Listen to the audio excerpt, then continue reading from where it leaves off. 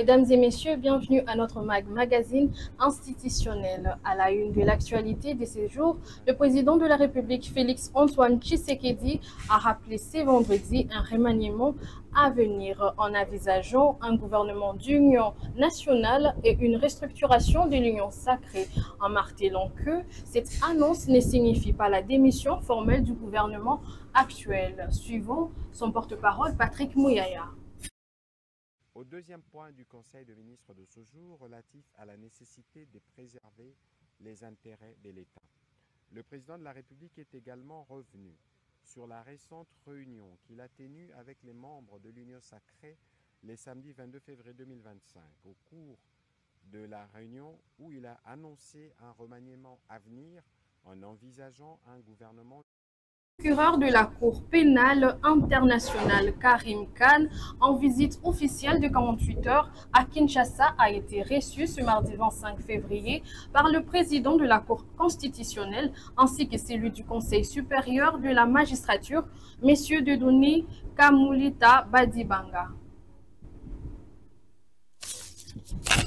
Remise des directives ministérielles permanentes aux différentes unités de FARDC par le VPM de la Défense nationale ce jeudi 27 février 2025. Une enveloppe cruciale pour fournir une aide vitale à 11 millions de personnes, dont 2 millions de déplacés internes. Suivant.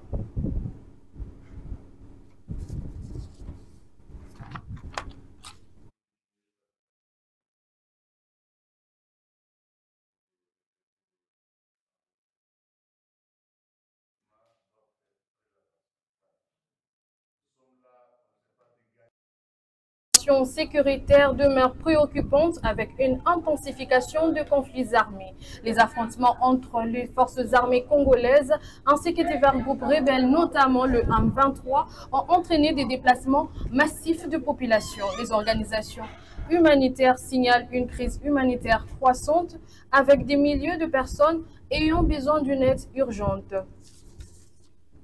Le gouvernement congolais, via son ministère des Actions humanitaires et de la communauté humanitaire en RDC, lance un plan de réponse aux besoins humanitaires 2025 afin de mobiliser 2,54 millions de dollars. Suivez. Dans sa mise en œuvre. Le représentant spécial adjoint du secrétaire général des Nations Unies en RDC, coordonnateur résident et coordonnateur humanitaire, a plaidé pour une intervention humanitaire urgente en faveur des populations en détresse vivant dans les Grands Kivu.